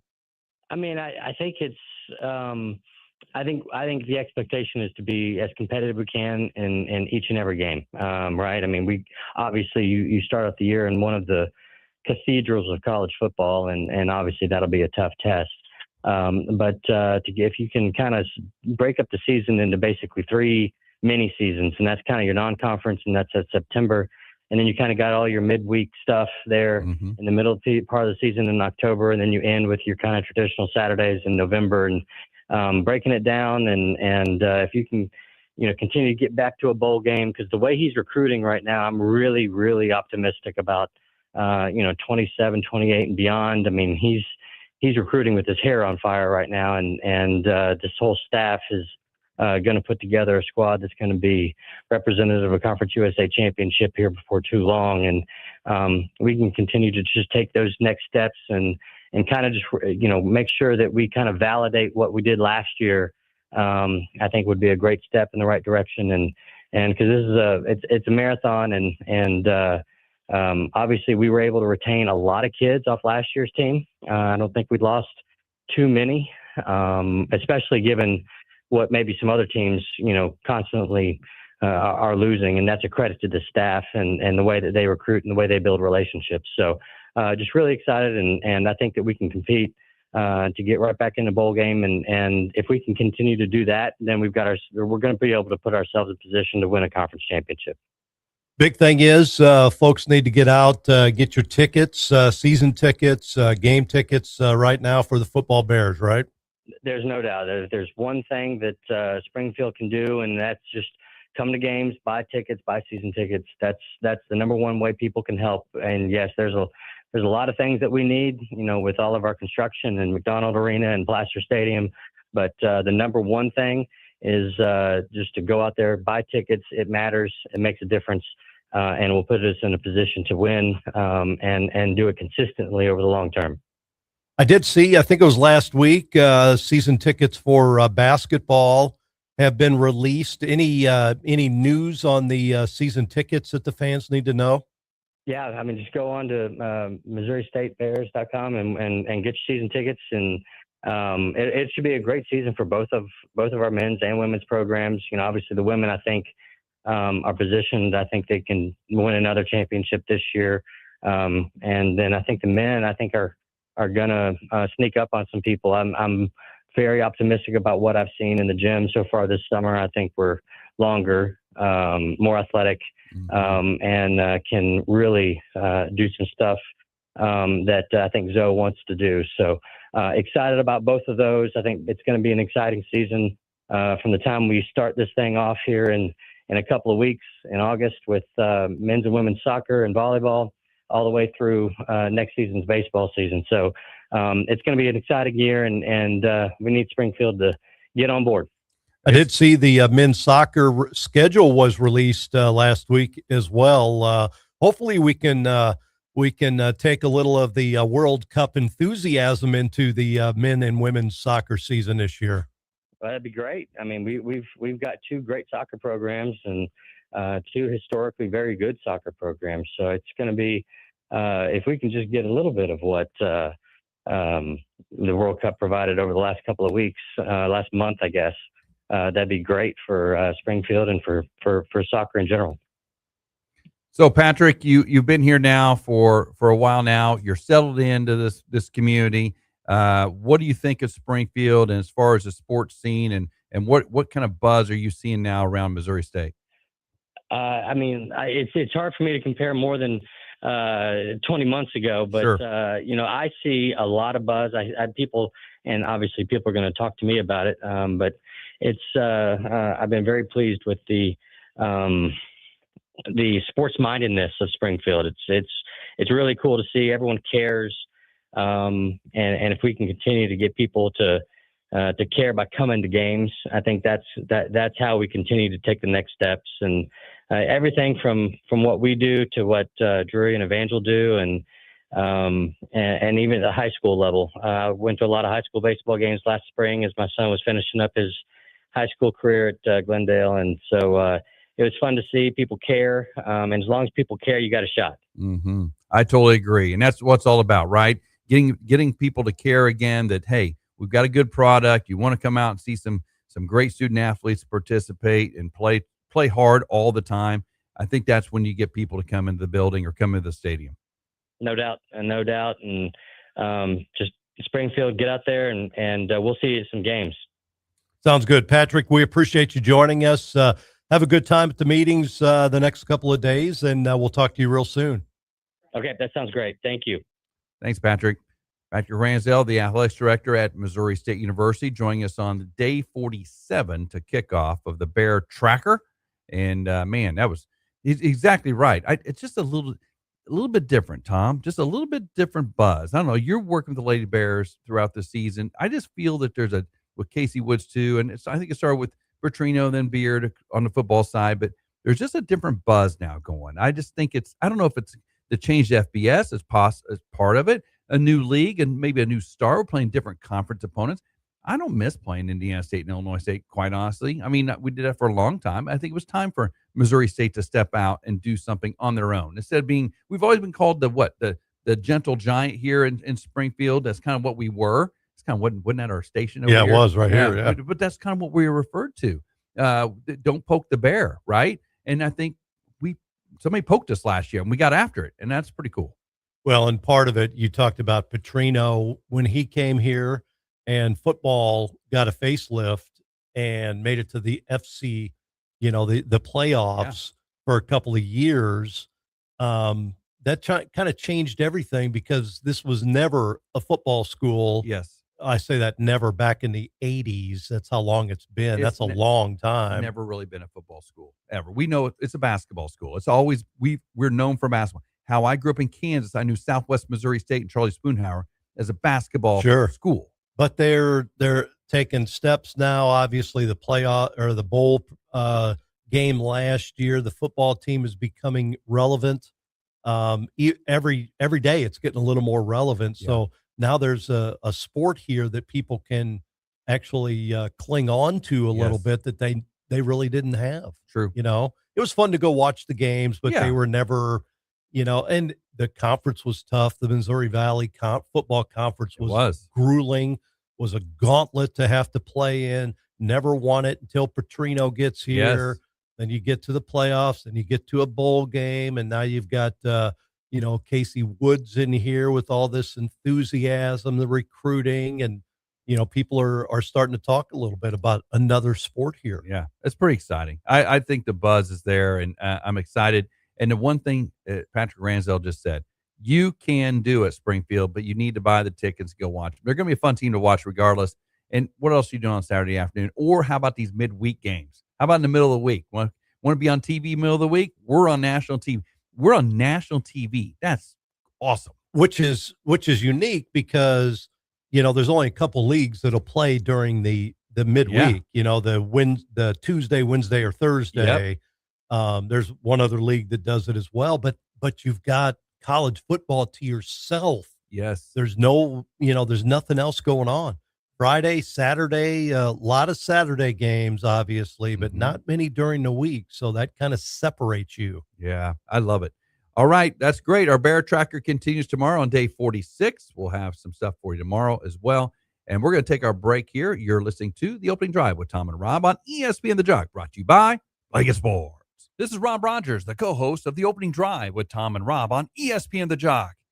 Can you smell it now? The hot dogs, the green grass on the field. It must be baseball season. And where can you find the best baseball coverage in the Ozarks? Right here on ESPN The Jock. When it comes to your next build or remodel, you need a team that shows up ready to win. In Springfield, that team is Edge Supply.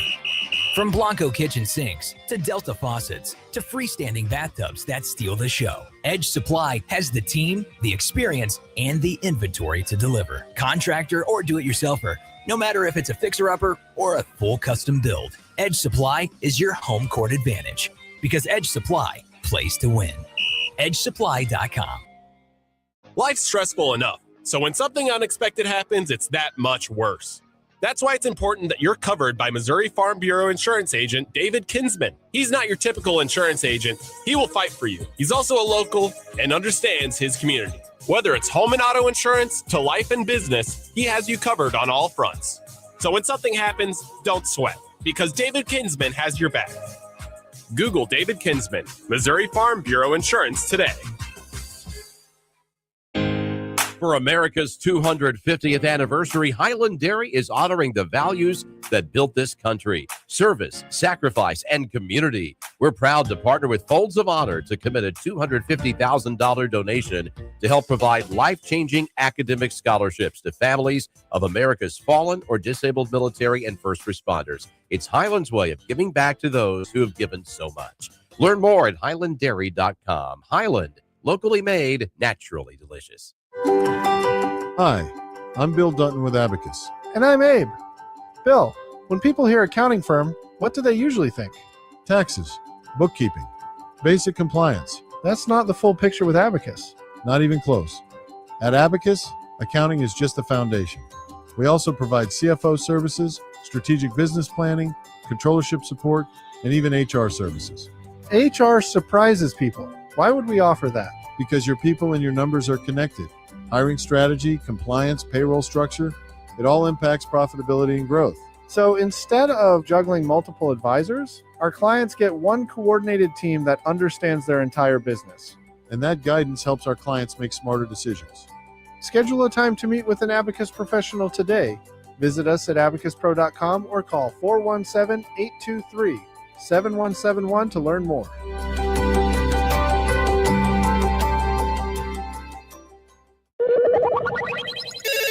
We'd like to invite you to join us on the opening drive. Give us a call or text at 417-866-0969 or reach out to us at the 96.9 Jock Chat app. All right, back to the opening drive with Tom and Rob on ESPN The Jock on a Monday morning. Going to be a hot one today. Make sure you're hydrated. You guys out there working those roofs and mowing those lawns out there, working outside on the roads. I got some guys, some friends of mine working construction out there today. Listen, make sure you're well hydrated today, guys. Want to see you when we see you again. All right. So we got big day today. Let me tell you what's going on. Just part of the Bear Tracker. They've got the Conference USA football kickoff deal going on. As a matter of fact, today it starts at 10 o'clock. Commissioner's report. Judy McLeod will speak at 10 o'clock, and then the teams will all be interviewed and speak, and that'll include the Bears at 1 today, and we'll bring you that tomorrow here on the program. That'll be part of our Bear Tracker, day 46 before the Bears open up the season at Texas A&M. Oh, my gosh, I can't wait. I can't wait. This is going to be so fun. Playing at that stadium and taking their money at the same time is just going to be so awesome. So awesome. I'm telling you, people, they count. The thing that I didn't really get a chance to ask Patrick about, and I know we've talked to Casey Woods about this, these teams every year, and Phil Steele, we talked about Phil Steele about this. These teams turn over every year. We don't know what we got. You roll the dice, and we're Appalachian State beating Michigan at the Big House, right? You don't know. They don't know. You don't tell me that Texas A&M right now is going, okay, we got this team coming in, went to a bowl game last year.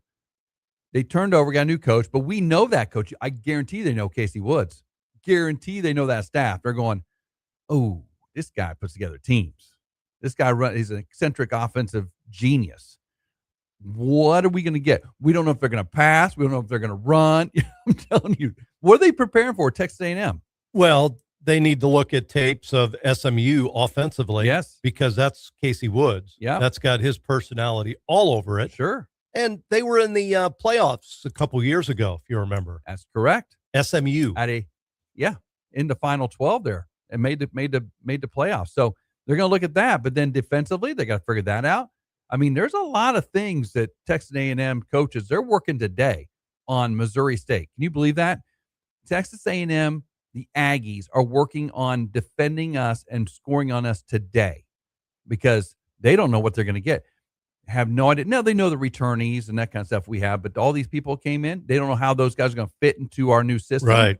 Neither do we, of course. I know. See, I'm rolling the dice too, right? We're all rolling the dice. We're all pushing the chips to the middle, right? We go down there and punch them in the mouth, baby. Let's go. If you don't, and here's another thing. That's the enthusiasm I'm talking about. We're opening at Kyle Field. You know how cool it's going to be to shut their mouths? I mean, you got to go in and do it. SMU last year, remember when they came here and all of a sudden, we just punched them in the mouth. Yeah. First half, we're up. Oh, yeah. Yeah. And then things happen. We get it. Things happen. But maybe we got a little out over our skis a little too far. But you never know, especially after coming off the season opener out at USC. Coming off that. We're like, oh, my gosh, what's this going to be? But then we settled in. So I'm excited for the enthusiasm of Casey Woods. I know it's going to permeate through the entire program. I mean, he makes us want to go run through a wall. Imagine what these guys that play for him want to do.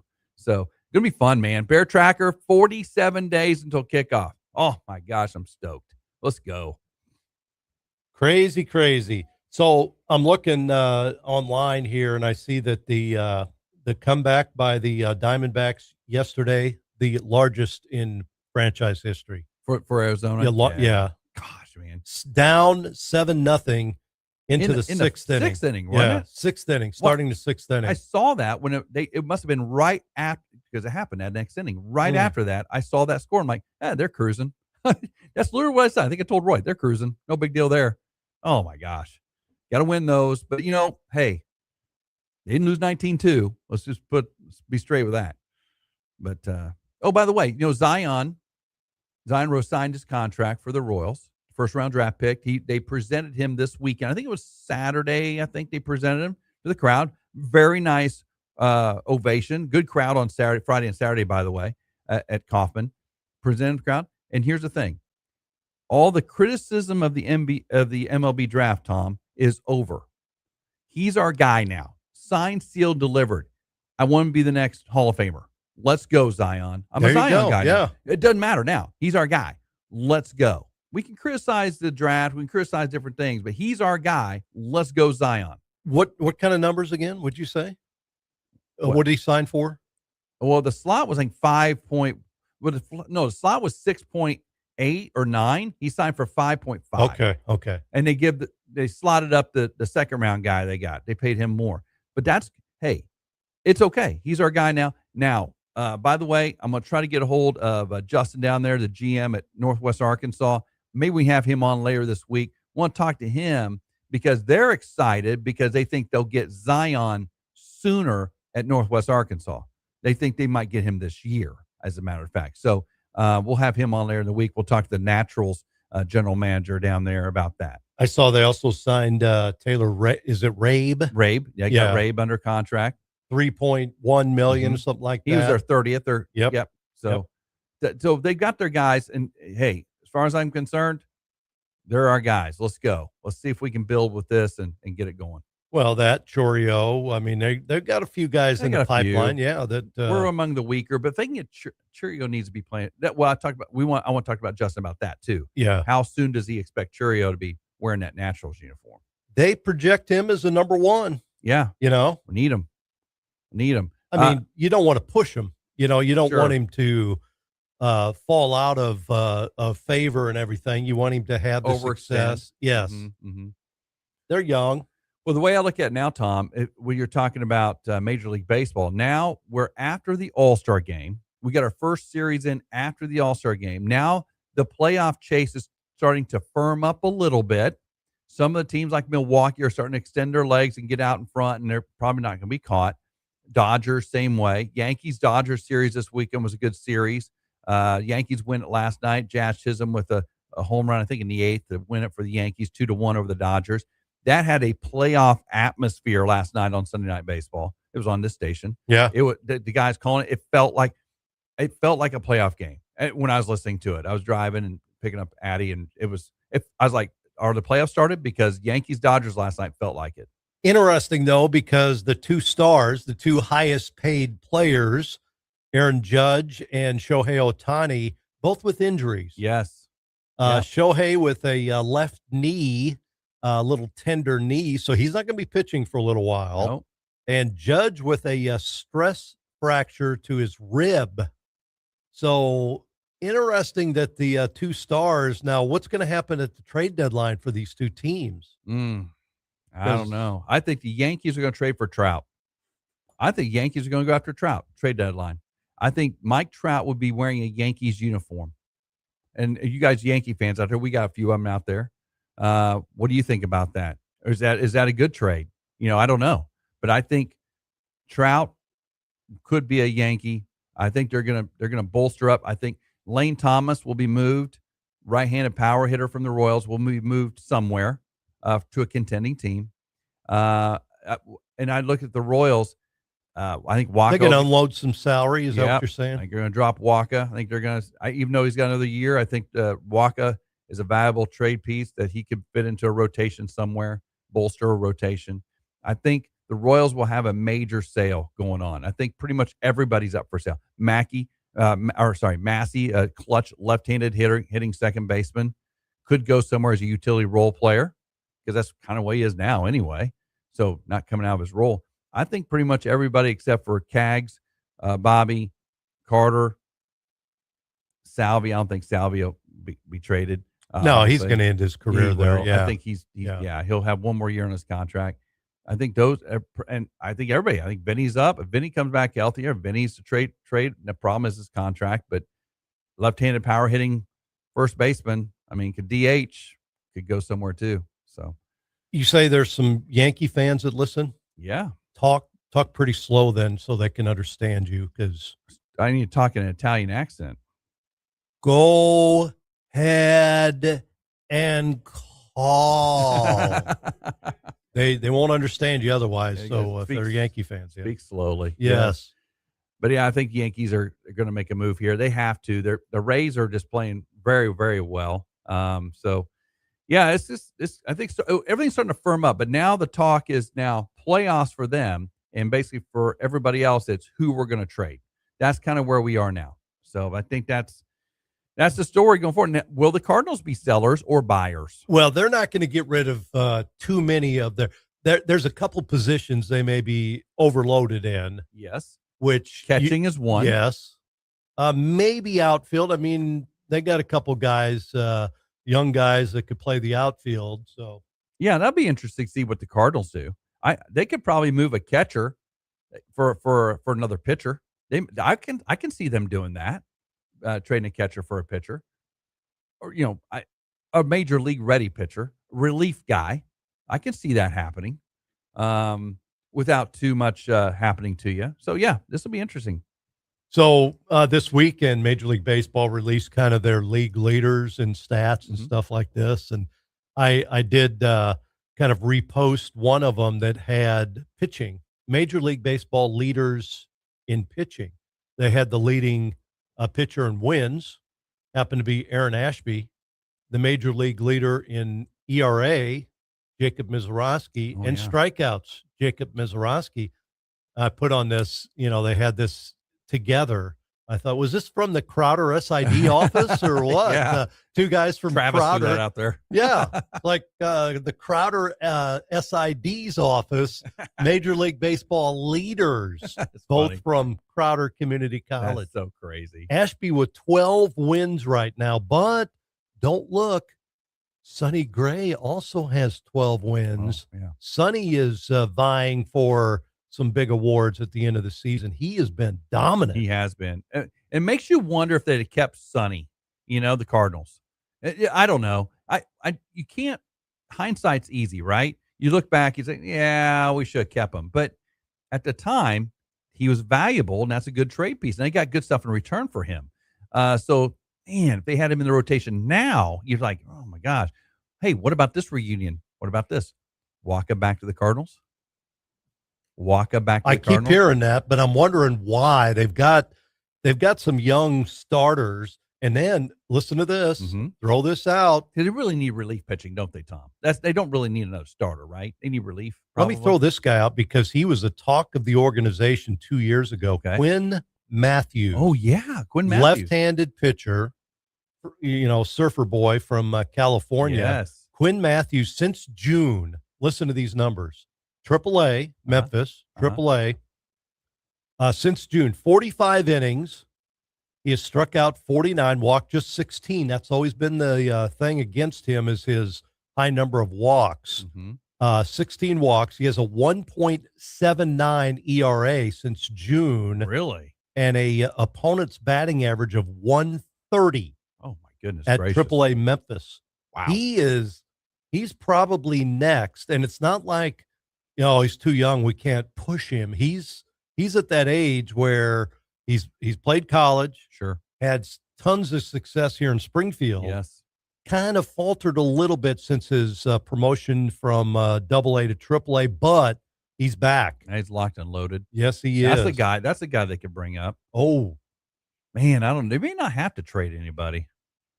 I don't know. They have a logjam in the outfield and at catcher. They're going to figure something out there at some point. They have three guys that can catch at the major leagues, I think. Don't you think? They have three guys that can catch at the major leagues? Yeah. If it helps if there's a utility guy that can also catch. Yes. Somebody that, an outfielder, an infielder, somebody that can catch if needed on an emergency basis for a couple innings, and then bring a guy up from Memphis. But man, three on a roster is tough unless one of them's like just a really good hitter. Like Pozo. Pozo was hitting the ball so well, you kept him up there for a while. I agree. They had three catchers, but yeah, you can't really carry three. Yeah, I get you. If one can be a DH, then you can. Then you got your slugger down there, just keeps swatting balls. He's got to come up at some point. I mean, he just has to. You got to. So they'll probably wait and give him the September call up. Probably, don't you think? For sure. I would think so. Unless there's an injury. If there's an injury in that outfield, he'll be up. I think. I think he'll be the first call. I don't know. So the Cardinals, interesting. You can't get a read on those guys. Are they going to sell or are they going to buy? I think they'll buy, but I think they'll buy very judiciously. Just throw this out too. Chase Davis just moved up from Springfield to Memphis. Saw that. First at bat. Goodbye. Bomb. Yep. First at bat in AAA. Chase Davis, who'd been Springfield, bombs one at Memphis. Wow. Love that. That is awesome. Yeah. So there's people coming up. The Cardinals have options. They don't have to trade out they They don't have to be desperate. What I'm saying? They can, like you just said, you just made a case for Quinn Matthews, and you got they don't have to trade. They don't have to make a desperate trade. No. They can make a calculated trade. And I tell you, Chaim Bloom is thinking not just this year. He is thinking work stoppage. I'm telling you, that guy's got a pulse down there. He knows exactly what's going on. He's like he's playing with house money. Let's put it this way. He's playing with house money. Wouldn't you agree he's playing with house money right now? Well, he's already signed JJ to a contract, his first big contract. Jordan Walker's he's on the clock now. He'll get one. I guess he will get one before, because nobody knows what this is going to end up as after when they do the new CBA. So I suspect all contracts obviously are grandfathered in. They can't restructure contracts. So there may be a whole new system in place. 2 Cardinals in the top 5 in RBIs right now, leading the big leagues in RBIs. Jordan Walker with 76. That's amazing. Number 5 is Alec Burleson with 69. Burley guy, man, I love him. That's awesome. I'm telling you, I like some of these Cardinals. I like some of these guys a lot. They play hard. So I'm telling you right now, Chaim Bloom's got it going. He is literally not dealing with the present, right? And also looking ahead, going, I got to lock these guys up on existing terms, because terms could change after December 1st. So he's riding that fine line. He goes, gosh, we're really playing well. We got a winning record. We're competing. I don't have to make any crazy moves. Do I leave it alone, knowing that this was supposed to be a year where we weren't supposed to contend anyway, and we're, again, playing with house money? We're really doing – I'm almost going with that. He stands pat almost. You know what I'm saying? I almost bet he doesn't make a big move, because he's like, we're 10.5 out. Yeah, we can make a run. If we do, great. If we don't, hey, great season. If they end up with a winning record, don't make the playoffs still. Yeah. You're not complaining, are you? No. That's a win. It's a win. Absolutely. Yeah. I don't know. All right. Hey, we got to take our final break of the show. Kind of went over a little bit there. Our final break of the show coming up right now. We'll talk more Monday morning mayhem when we return on the opening drive with Tom and Rob on ESPN The Jock, brought to you by Play Again Sports. Your takes, your teams, your town. From hot stove baseball to big deal or not a big deal. Mornings belong to the opening drive with Tom and Rob. 7 to 9 a.m. on ESPN The Jock. Don't just listen, be part of it. The leaves aren't the only thing that can get brighter in the fall. 'Tis the season to play under the lights. At Play It Again Sports, football and soccer players reload every year with lots of new and gently used gear. From shoulder pads, helmets, mouthpieces, gloves, and footballs to soccer shoes, shin guards, shorts, and jerseys. If you play a fall sport, it's more than likely we'll see you soon at Play It Again Sports. When you trade in, you win. Play It Again Sports in the Fremont Shopping Center. When you start spending money on your marketing, making mistakes is not something you want to do. So Roy Williams, author of the best-selling books, The Wizard of Ads and Secret Formulas of the Wizard of Ads, presents the 10 most common mistakes in marketing. Number 9, believing that millennials aren't like the rest of us. Millennials aren't some ancient alien tribe. Rather, they're a collection of tribes. They do not behave as a single entity. Go ahead, Google millennials. The definition will pop up as the industry brims with theories on what makes millennials tick. Truthfully, millennials want the exact same thing that the rest of the world does, a product or service that does something for them. Millennials may not be like the older generations used to be, but then again, the older generations aren't what they used to be either. For more on the 10 most common mistakes in marketing, visit ZimmerCommunications.com, your marketing resource in Southwest Missouri. ZimmerCommunications.com.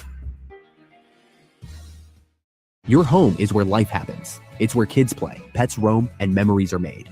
Since 1978, Robinson Fence Company has taken pride in building fences the right way. Every fence we build reflects our commitment to doing honest work for our neighbors. With over 4,000 fences installed, our experience speaks for itself.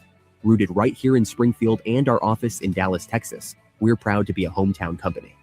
Robinson Fence Company. Family-owned, locally trusted. Professional fencing by professional people. Did that last hailstorm sideline your ride? Don't let hail win. Put Frontline Auto Hail on your team. They're the only shop where you pay zero deductible, and they'll handle your insurance claim from start to finish with all insurance carriers. Worried about your rates? Hail claims typically don't increase your insurance premiums, while While other shops keep you on the bench, Frontline gets repairs started immediately, helping you get back on the road faster. Schedule your free inspection today at frontlineautohail.com. That's frontlineautohail.com. Going out of town? Take ESPN The Jock with you at 969thejock.com. You can hear the best of the Ozarks with Chef Tiny, Full Throttle with Craig Stagner, or The Opening Drive with Tom and Rob. ESPNthejock.com. We'd like to invite you to join us on the opening drive. Give us a call or text at 417-866-0969 or reach out to us at the 96.9 Jock Chat app.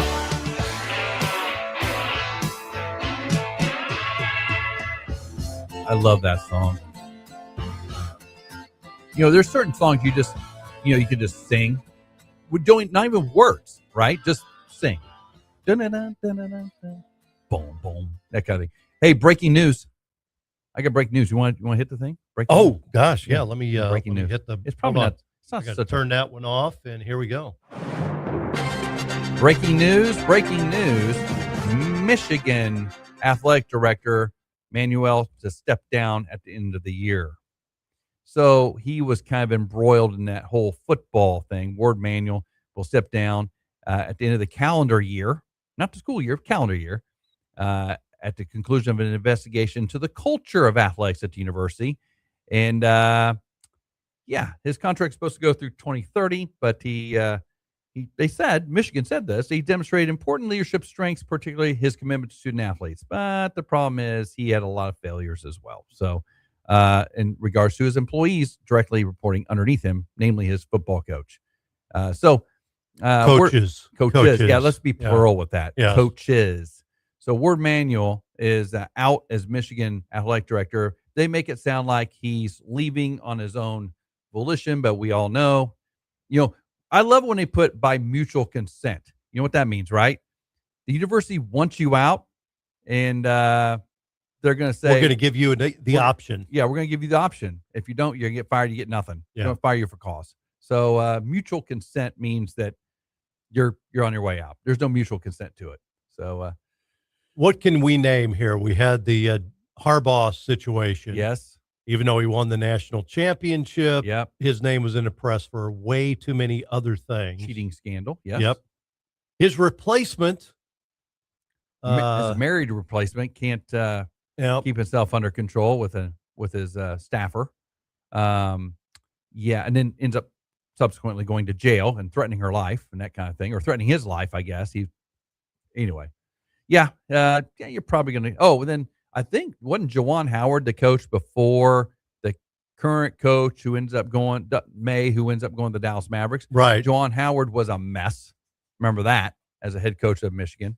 So not a lot of great hires there by Ward Manuel, and those are the only ones we know about. We don't even know about the internal strife going on within their athletic department, and how much it's cost them financially with all this negative press and buyouts and everything else. Yeah, this is a university that typically makes a lot of money, but when you have that kind of stuff, sometimes those donors don't always pony up. Exactly. When you're in the press all the time. I would suspect, this is just me just spitballing, I would suspect that a few of those donors probably called the president of the university and said, you probably need to let this dude go. Mm-hmm. He's a problem. So Michigan AD Ward Manuel out at the end of the calendar year. They're going to give him till the end of the calendar year, probably because we're right here on the cusp of the start of a season, the fall season, and it gives them time to go recruit somebody. Very bad timing, by the way, bringing an AD at the start of a calendar year. That middle of basketball, that's tough. I mean, who are you going to get? They're going to have to do an interim. I mean, I don't know who you're going to get a major athletic director to leave where they are now, because it's not going to be some athletic director hasn't been somewhere. It's going to be a major assistant or associate somewhere that's going to come in mid-year. That's a tough move. Oh, season's already going. Then you got to get your people in place. But anyway, Ward Manuel out at Michigan makes it sound like he's leaving on his own, but we know he's not. So how about this? The total goals scored in the World Cup, almost twice as much this year as any other year. 308 goals scored this year 172 the last World Cup, and that was pretty close to the most that had been scored. 308 this year. Think about it. You got more teams. I get that, right? You got more teams in this, but that's not the thing. How many times did I don't remember all these goals. All these goals being scored, I don't remember them because every game it seemed like I watched was 1-0. I mean, I don't remember all the goals. I mean, I saw some 3-1s, some 2-0s, that time. I don't remember all these goals. So it must be simply because it expanded from 32 to 48 teams. Has to be. I mean, that has to be just more teams. But I still don't remember all these high scoring, other than the third place game, which was street soccer. I don't remember the goals being scored in this tournament. Well, think about it. Spain allowed 1 goal the entire tournament. I mean, so where are all these goals? Who scored these goals? It must have been in pool play games nobody watched. Right. Algeria taking on Tunisia or something. I don't know. Or, I don't know. Cape Verde taking on. Well, they didn't give up. They didn't give up any goals in pool play. That's crazy. The country is an island that literally, the fact that they held the 3 of the biggest countries in the world to no goals in 3 games, those are, they call those guys minnows for a reason in Europe. They're called minnows. When you learn how to play the game on sand, and then it's like, boy, I can really run on, real grass, real ground. Yeah. The Wow. sand slows me down. Oh my gosh. But anyway, that's an interesting stat, Tom. I would have never thought that. I thought this would have been a low scoring World Cup. Maybe I just missed all those games. So Missouri State played Arkansas, 3 times this year in baseball? Their catcher, Ryder Helfrich, just signed with the D-backs. He's first-round pick of Arizona. Signed with them for $5.2 million. Okay, yeah. He was ranked as the best defensive catcher with the strongest arm in the Major League draft this year. Plenty of pull power as well. Ryder Helfrich. So the Twins, who were in desperate need for a catchers coming up through their system, they don't have very many. That could be a trading partner for the Cardinals. They drafted the high school kid for the 3rd pick. I think it was 3rd pick they had. They drafted whatever. I can't remember. I can't remember his name. Chef Tiny would know. They drafted him with the 3rd pick. The college kid, who's rated higher skills and athletically, dropped all the way to who? Arizona? Is that who it was? Who drafted Helfrich? Yeah, Arizona. Yeah, fell all the way to Arizona, which is interesting. Because I would think the Twins would have drafted someone a little bit higher ready to go, but they didn't. They took the high school kid instead. The high school kid's going to be good, but I thought they'd draft somebody more ready to play in the majors within the next 2 years. So some stuff on social about the World Cup halftime show. You have didn't see it. Didn't see it? No. I heard Tom Cruise is in it, though. That's kind of cool. Anytime Tom Cruise is in something, I'm in. I'm a Tom Cruise guy. It's a crush. It's a man crush. It is. That guy's awesome. Does his own stunts. Think about that. Does his own stuff. 60-something years old now. And think about that for a second, guys. That's the guy right there, man. That's the guy who we all want to be. Jumping off buildings and stuff, doing his own stuff. He didn't hire somebody to do it. He does it himself. Man, I'd have a stunt double. If I was in a movie, I would have a stunt double. I wouldn't be jumping off no buildings. I hire somebody to do that. Not Tom Cruise. Does it himself. Brace his leg, doing all that stuff. That one scene in Mission Impossible, he jumping had a broken across leg. the building, yeah. He had a broken leg when he did that. Isn't that crazy? Man, that's awesome. He didn't get a second chance at that either once he broke his leg. He's going to make that sure that shot gets in the movie. That shot is in the stinking movie. Yeah, they go cut, and he goes, that's going in. I don't care what it looked like. Yeah. That's going in. Ow! Take me to the hospital, please. Yes. Let's get a splint on this immediately. My goodness. Yeah. Well, we're wrapping up the show. Hey, you can find us a lot of different places. Oh, yeah. Yeah. So you want to find us, you can hear us live on the radio. You can hear us live streaming on our 969 The Jock app. So, yeah, you get the app, download it for free. It's 96.9 The Jock. So you've got your phone, right? You've got the app on there. If you travel anywhere outside of Springfield, outside of Southwest Missouri, you can get the station. You can get our podcast. You can get news that we post daily, all kinds of news. It's all right there on the app. It's colorful. Yeah. It's very nice. You redid that a little bit. It looks Yeah. great. And then, of course, you can watch us on Facebook Live, YouTube Live every day if you want to do that. If you want to see us. If you don't want to see us, just listen to us. You don't have to see us. I mean, if you want to, you can. It's up to you. Oh, go to Facebook and follow us, and go onto Facebook and check us out today. We're going to try to hit 1 million views this year. You got to put your million pinky views up this year tomorrow. We should hit it tomorrow. How cool is that? 1 million. That's awesome. Well, that number, I mean, other people have had 1 million, you know. Oh, no, I know, but not us. Well, what did we have last year, Rob? 185,000 on the station year over year. Our numbers are triple digit up. You know why?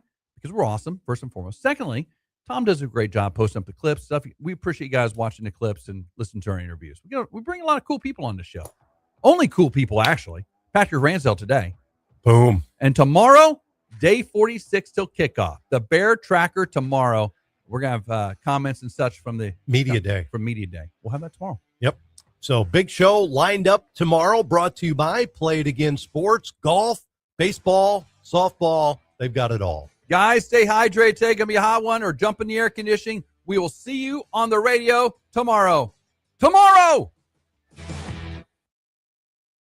Springfield weather on the Jock. Happy Monday. Plan for a hot and sticky start to the work week. Temperatures in the middle 90s today.